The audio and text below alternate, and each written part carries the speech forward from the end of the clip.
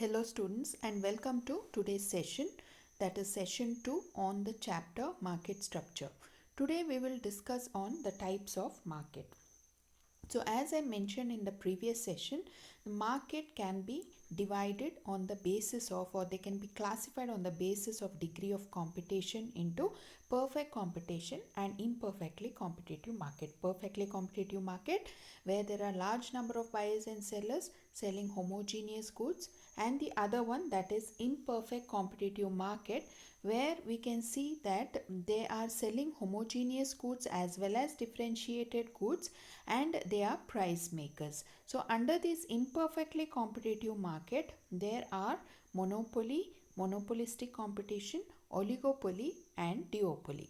Now let us discuss these types of market structures one by one. What do they mean and what are their characteristics? So here the first one is the uh, perfect competition, perfectly competitive market. Second one is the monopoly market. Third one is the monopolistic competitive market, and the fourth one is the oligopoly market. So what is perfect competition or perfectly competitive market? So perfect competition means it's a market situation where there are large number of buyers and sellers selling homogeneous goods, or we call them as identical products. So here the commodity what is sold at a uniform price in the market. So here price is given to every seller, so they are price takers, they are not price makers. So in other words, what do we say? That no individual seller here in this type of market structure can influence the prevailing price of the commodity, or they can determine the price of the commodity. So the seller can sell any amount of output at the prevailing market price, because of which they are called as price takers. So the best example for such kind of market structure is the agricultural sector. Now let us discuss the characteristics of the perfectly competitive market. The first characteristic is there are large number of buyers and sellers. Here, the number is so large that none of them can influence the prevailing market price. So, the word large number means that the number of seller is so large that a single seller's share in total market supply of the product is very insignificant. Okay, so the next one is they are selling homogeneous good. So what does homogeneous good means? It refers to those goods which are identical in terms of quality, shape, size, color, design or packing, etc. So they are identical in the eyes of the buyers. So here buyers have no bias towards the particular seller. So they can sell here their goods without any, say, differences that is made in terms of, say, the color, texture, quality here.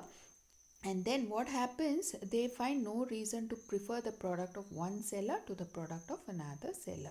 So here the product sold by the seller is identical, so here no seller will be raising the price of his product, because they are price takers and they have to simply accept the price what is existing in the prevailing market. The next is free entry and exit of firms, or there is no barriers to enter or exit the firms. That means to say there is absolutely no restriction on entry of new firms or the exit of the old firms. So as long as you want, you can remain in that industry, and if you feel you don't want to thrive there, so you can just exit out. So as long as you are making profit, you are existing there, and when you start making losses, or if you can't thrive there facing competition, so you can just exit out of the market. The next is perfect knowledge of the market. The buyers, you can say, and sellers both are having perfect market knowledge, that is having knowledge about the market conditions. So this knowledge here refers not only to the conditions of the period but all future periods. Okay, that is the regarding the price and the you can say demand, etc. For example, here the sellers will be aware of the prices that is charged by other sellers, and also what is the cost that is prevailing in different parts of the market. So buyers are also having the clear picture about the market conditions. Both here buyers and sellers are having perfect market knowledge. The next is the absence of transport cost. When we say absence of transport cost, except the production cost, there is no other cost that is incurred by the producer here. For example, he doesn't have to incur cost on his advertisement of goods, or maybe transport cost, or maybe the storage cost, or maybe the insurance cost, etc. There is perfect mobility of the factors of production. So the factors, namely labor, capital, you can see, take for example the agricultural sector. So laborers can be hired from different parts. They can be moving from one place to another place in order to employ in the production process. Similarly, capital can be moving from or brought from one place to another. So we say that there is perfect mobility of the factors of production. So these are some of the important characteristics of you can say the perfectly competitive market. There's also one point that is discussed in your lesson, that is absence of artificial restriction. When we say artificial restriction on the sale, or we can say purchase of products in perfect competition, that means here prices will be changing freely according to the demand and supply forces. So there is no artificial restriction, that is, you can say no measures are taken to control the demand and supply of the product, maybe by the manufacturers or maybe the consumers, or there is government to control anything regarding the price changes. So this is all about perfectly competitive market. It's a type of market structure where there are a large number of buyers, large number of sellers, and they are not determining the price. But in real sense, when we say there is nothing, say in industrial sector, there is no market as such, because whatever goods are manufactured, it is the producers who determine the price. So we can say it simply applies to the agricultural sector and not in the secondary sector. Now let us move on to understand the other types of market structure under imperfectly competitive market. So one is the perfectly competitive market, what we discussed now. And again, on the basis of degree of competition, the second classification is imperfectly competitive market. So under that, you need to know about three important markets, that is monopoly, monopolistic market, and the oligopoly market. Now, what do you mean by monopoly market? Mono and poly. So these are the two words which derive the word monopoly. It is composed of two words. Mono means single and poly means seller. So it refers to a market structure where there is only one seller selling goods. There are many buyers, but the seller is one. So buyer will have no option but to purchase the commodity what the seller is selling, and it has no close substitutes at all. So there is no distinction here between firm and industry. What do you mean by firm? Firm is a particular one production unit. Firm is one production unit where the production of goods and services is taking place. Say for example, cement factory. You can take ACC cement factory is one producing firm. Now, group of firms is called as industry. Okay, say for example, Aditya Birla Group, ACC, then there are many other cement companies which are together called cement industry.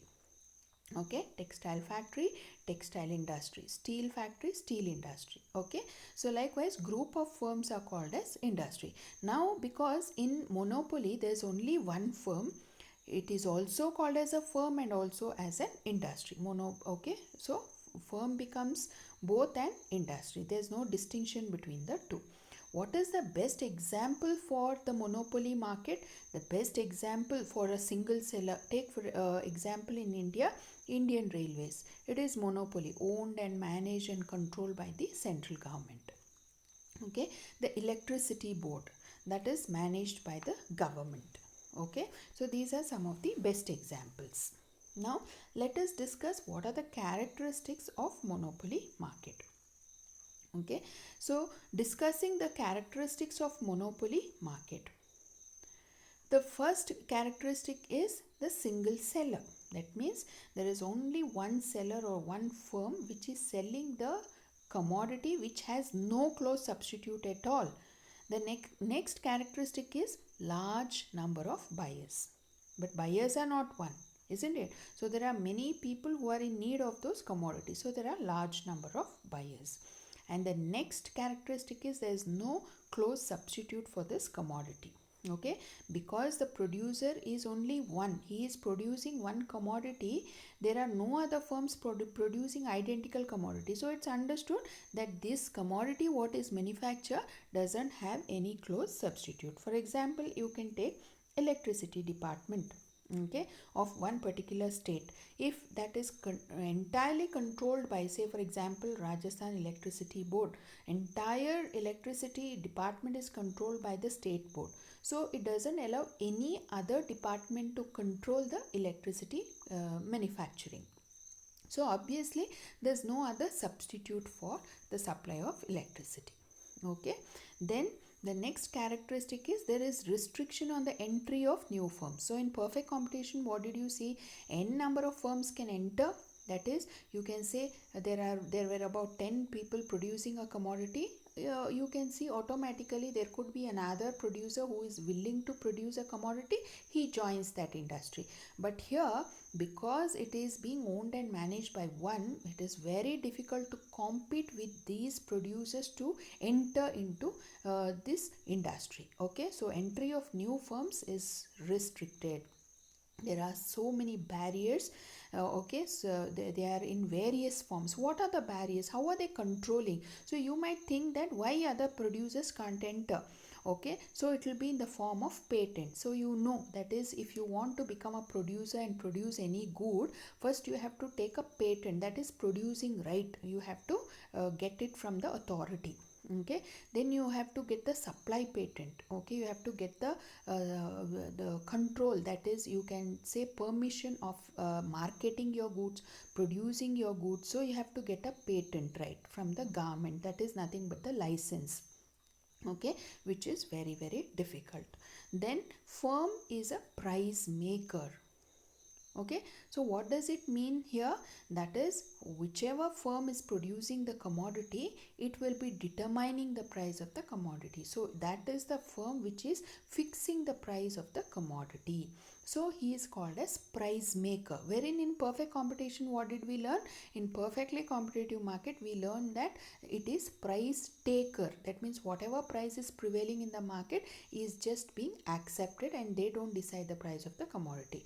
Wherein in imperfect competitive market, all, say monopoly, monopolistic competition, oligopoly, all are price makers. That means they determine the price of the commodity. That is one major difference between perfectly competitive market and imperfectly competitive market. In perfectly competitive market, they are price takers, whereas in imperfectly competitive market, they are price makers.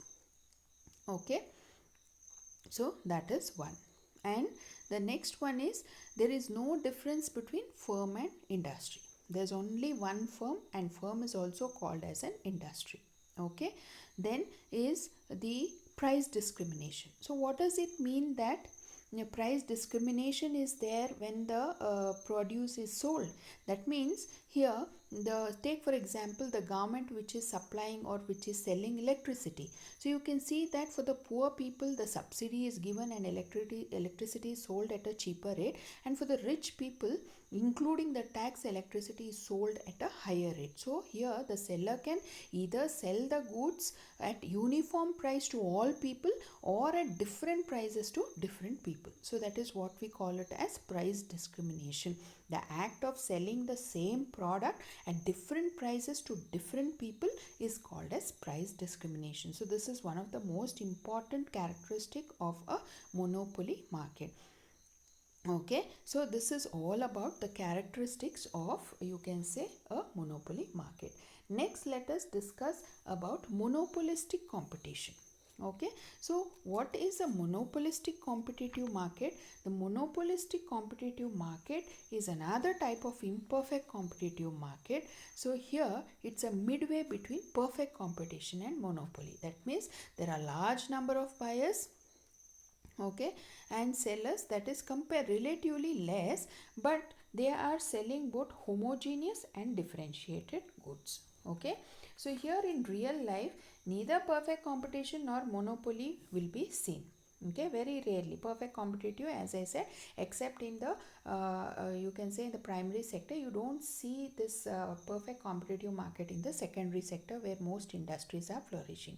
And very rarely you see monopoly market also, as I gave example, that is a railway sector and maybe the electricity board are one where we see there is monopoly because it is controlled, owned and managed by the government, and government doesn't allow any private bodies to hold control unless they make it privatized. They allow the private people to hold control, otherwise they solely are responsible in controlling and producing and marketing the produce. Okay, now what is a monopolistic competitive market? Monopolistic competition means it's a type of market structure where there are large number of buyers and sellers. Okay, there are large number of buyers and sellers, but they are selling goods homogeneous and differentiated. Okay, so they are selling closely related goods, but surely they are not homogeneous. That means they are very near identical. Okay, they are similar goods. You cannot say identical, they are similar goods, and they are also differentiated goods. So how would you differentiate them? You can differentiate them on the basis of size. Say for example soaps. Each soap is different from the other, but they look similar. Soap, it has a common function of cleansing the body. But each soap is different from the other in shape of color, in shape of quality, in shape of texture, or you can take the beverages which are different from other. Okay, so this could be the big example for the monopolistic competitive market. For example the soaps. Okay, or you can take the shampoos. Okay, or you can take watches, or you can take cloth, or you can say some of the electronic goods. Okay, TV, the main function is the same, but in terms, some are HD TV, some are OLED TV. Okay, the in terms of display, in terms of quality of audio, okay, picture, color, they are different in terms of its features. Okay, so this is about monopolistic competition, the meaning. Now let us discuss its characteristic. Okay, so when we say monopolistic competition, what's the first characteristic? There are large number of sellers. Okay, so there are large number of sellers, there are large number of buyers as well. Okay, so large number of sellers and large number of buyers. So here the sellers and buyers are large, but not as large as the perfect competitive market. The sellers are not mutually dependent on each other, so they don't depend on each other in terms of price determination. Okay, it's due to the reason that individual action regarding the change in price has no effect on the market price. So individual firms do not bother about the reaction of its rival firms. They try to determine the quality, color, texture in terms of their own terms conditions. Okay, they don't have to depend on other firms for determining the price or quality, texture, marketing, etc. Okay, the next characteristic is product differentiation. What do you mean by product differentiation? So product differentiation means it's a unique characteristic which says that the products are differentiated in terms of brand names, shape, size, color, quality, or in terms of the service that is being rendered. For example, there are different brands of a particular soap. Okay, or take for example toothpaste, or you take for example detergent powder, or you take for example shampoo. Now if you take, there's anti-dandruff shampoo, there's anti-hair fall shampoo, there's cleansing shampoo, there's shine shampoo. Okay, so each one is performing its own, okay, feature. It has its own characteristic. This means that products of various firms, they are very close substitutes, they are near substitutes, but they're not perfect substitute. Okay, so anti hair fall shampoo cannot be a absolute substitute of a dandruff shampoo. Okay, but they are close, very close substitute. That means the cleansing function is there. Okay, so that is how we can say that product differentiation is an unique characteristic here. If you take toothpaste, one is on the basis of color, it has fluoride, or it has you can say freshness. Okay, or it is merely you can say for sensitive teeth, etc., etc. Okay, so different sellers sell their products under different brand name. For example, you have soft drinks with different brand names. Okay, you have Coca-Cola company, if you have Pepsi, if you have Thumbs Up, etc. Okay, then under monopolistic competition there exists monopoly in terms of brand name and competition. So what happens here, you cannot, though they are different, they don't depend on each other, each one has their brand name, and that company will not allow other company to you can say copy its brand name. Okay, so in that way they act as monopoly firms. They don't allow other firms to exist. They might enter, new firms may come to the market to produce toothpaste. Okay, there's one new company coming and producing toothpaste, but that toothpaste company cannot be taking the brand name of, say for example, Colgate, and again producing, they are produced in the name of already existing brand name. So they have to have a different brand name. So in that way they act as monopoly firm. Okay, so there's free entry and exit of the firms. That means n number of firms can enter into this industry and start producing, and they can also exit out.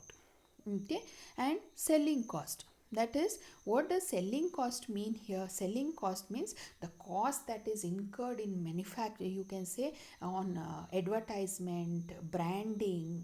Okay, this is called you can say advertising. Whatever goods are manufactured, you have to promote sale. So when you promote sale, what do? You give advertisement. Okay, you do give commercials in the TV. So for that there is cost incurred, isn't it? So you have to pay money. You can see that in the TV there are all different brands coming as advertisement, just to encourage the consumers, or to just to attract the consumers in different way. They might manipulate and they might just attract the consumers.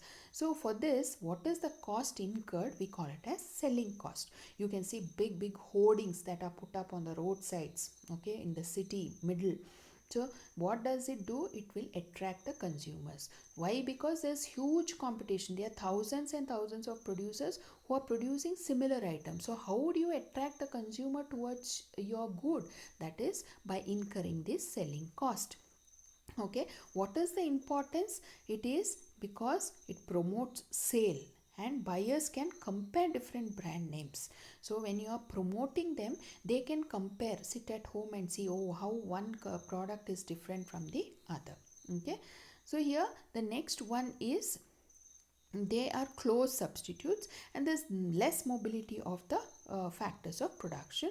And non-price competition, that means besides there is price competition, there is also other competition. Okay, what type of competition? You can say that is in terms of selling cost. One company might be incurring huge selling cost, big, the advertisement may be as big as, it's so promotional, by employing big stars and to attract, or some may be as simple as like using a common individual to just promote their good. Okay, so these are some of the characteristic of monopolistic competition. Now coming to the last type, that is oligopoly. So what does oligopoly market mean? Okay, so oligopoly market is a type of market structure where there are few. Oligo, the word oligo means, just like you have derived mono and poly, oligo means few and poly means market. So few, poly means seller. So there are few sellers. Oligo means few sellers. They are producing goods, okay, which are closely differentiated. So here there's one unique characteristic of this oligopoly market, that is they are dependent on each other. So previously you have heard of this monopolistic competition where they hardly care about each other rival firms. Okay, they don't worry about how they are manufacturing goods, what is the price they have determined, what is that texture and quality, the way they are manufacturing, they don't bother. But here, because there are few firms, the competition is very high, and if they are say, you can say, erratically, or if they are not rational in determining the price of the commodity, the sales might fall and they might undergo loss. So what they have to do, they should be friendly, they should be very dependent on each other to understand how they are determining the prices of the commodity, and in terms of how much quantity they are manufacturing, etc. I'll give you example of this type of firm. Take for example automobile industry. Okay, you have seen, let's say, take for example family cars. Okay, so the family cars might range from 4 to 6 lakhs. So it will not be beyond that, because all these family small cars are bought by the average earners. So the price might be ranging within these 2 lakhs of difference. If there's a huge difference that is made, these average income earners, they might be not fascinated to buy them. For them it is a necessity. But if you go for luxury cars, it is bought by the rich. The more feature they opt for, I mean they offer, then they will be ready to pay n number of you can say spend n number of money or income and buy that commodity. Okay, so here what they do, these rival companies keep a close watch on each other and see how they determine price. There's a new model coming, say for example in family car, they will see what is the price they have determined. They will also be altering the features, and if suppose one company is say fixing around 5, so they are very close in determining the price. Because you see, suppose one company has erratically or say irrationally increased the price of that commodity, other firms will not follow. So what happens, the company which has increased the price of the commodity will undergo loss. The same time, if one company thinks, okay, let me reduce the price of the commodity and sell, the other companies will also reduce the price of their commodities. So the company which has reduced the price of the commodity in order to offer more sales will again undergo loss, because again the sales is more for other companies. Okay, so this is how this oligopoly market is. Actually, firms here are dependent on each other. So how do you define oligopoly? It's a market structure where you can see there are few firms, okay, and they are producing goods, either they are closely differentiated goods. Okay, so there are only oligo when we say few. Okay, few, usually there will be two. Okay, so if there are only two sellers, then we call it as duopoly. Okay, duo means two, and if there are more than two, then we call it as oligo, that means few. Okay, so under oligopoly, each firm produces a considerable proportion of the output and it can influence the price, and the rival firms may react to this action. As I told you before, they might be closely watching and they might follow the same activities of their rival companies. Now here, this oligopoly market are again of 4 types. What are those types? One is called pure oligopoly. When we say pure oligopoly, when products of the firms are homogeneous, so we call it as pure oligopoly. For example, if you take, there are few firms in cement industry. Okay, all cement industries produce a common commodity that is homogeneous, that is identical, that is cement. Though the outer cover packet might differ, name might differ, but the cement remains the same. The other one is called differentiated oligopoly. For example, you can say they produce different types, you can say goods which are, they look similar but they are having little different. They are near substitute, close substitute. For example, say automobiles, scooter, motorbikes, or you take refrigerators, they are double door, single door. Okay, cooling, in terms of cooling system, air conditioners. Okay, you take for example bikes, there are variety of bikes, but you know all are two wheelers and they look similar, but in terms of their shape, the performance, the mileage and the speed, that is the power, they differ from each other. So they are close substitute, that is called differentiated oligopoly. Next is collusive. When you say collusive, collusive, under this collusive oligopoly, what happens? There is an agreement within the firms to set the price of the commodity. As I told you before, they will be dependent on each other to determine, to set the price of the commodity. They will be coming together and they will discuss what should be the price of the commodity they are manufacturing if they are producing similar goods. Okay. And here the other one is called non-collusive oligopoly. When you say non-collusive oligopoly, here they will be operating independently. Okay, so in the first one, that is collusive oligopoly, they cooperate in terms of determining price or fixing price, and in non-collusive they will be competing with each other. They exactly are independent, they don't actually come together, but they will be independent and they compete with each other. Now let us discuss what are the features of oligopoly market. So there are relatively small in number in terms of sellers, buyers will be more, and they are interdependent on each other. How are they interdependent? In terms of fixing what should be the quantity of production, what should be the price of the commodity, and there's one important factor, that is price rigidity, which I have explained. Okay, why they will be coming together and fixing the price of the commodity. They are rigid, they don't change, because I told you what happens if one company increases the price of their commodity, others won't. So why one company is increasing the price? In order to make profit. But the other few companies which are producing the similar goods, if they don't increase the price of the commodity, automatically all consumers get attracted to those companies which have not increased the price. So the sales of that company which has increased the price will fall. Similarly, if a company thinks, let me reduce the price of my commodity and offer sales, then other companies will also reduce the price of the commodity. So ultimately, the company which had less sales and it has reduced its price to offer more sales, it will not succeed, because other companies have followed this company by reducing the prices. So here the concept of price rigidity is in operation. Okay, and there is selling cost. Okay, so there is selling cost existing, and they are say intermediaries in terms of demand curve. Okay, so here you can say they are, say one is they are dependent, okay, and in one they are competing with each other. It has a very complex market structure, so sometimes you're not able to understand whether they are in interdependence or sometimes they are totally independent and they are merely competing with each other.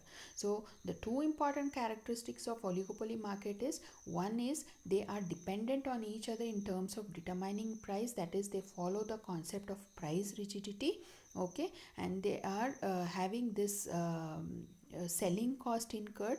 Okay, and there is difficulty in entry and exit of the market, because there are few, they will be having competition. At the same time, these competing firms are that are within the industry, they will also be interdependent in terms of fixing price, and they don't allow other companies easily entering their industry.